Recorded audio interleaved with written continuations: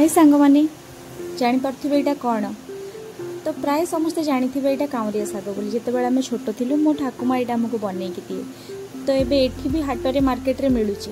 तो मुझे गोटे नहीं आसती कांजी करने बोधे हुए तो भलसे मत न आसीपे किंतु मु बनया चेष्टा करी मोर मन था से केमती बनाऊला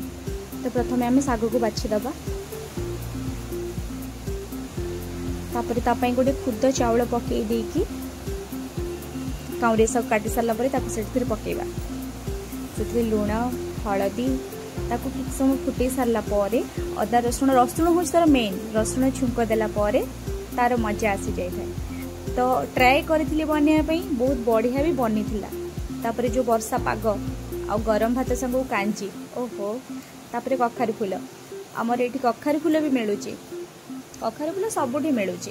बाकी रहा जो जिनस आम गाँव में भल पाऊँ गाँव में मिलूला से जिनस गाँव धीरे धीरे कमीगला लोक एत इंटरेस्ट नौना किंतु यहाँ सहर में मिलूँ भुवनेश्वर सब बेले आम कखारू फूल सका बिक्री आसे काउरिया शाग मुझे देखुची मार्केट भी मिलूँ तो आमर स्टार्ट हो जाए रोसे तो सब बेले मसला मसली खाइला मन इच्छा होनी मसला खायापे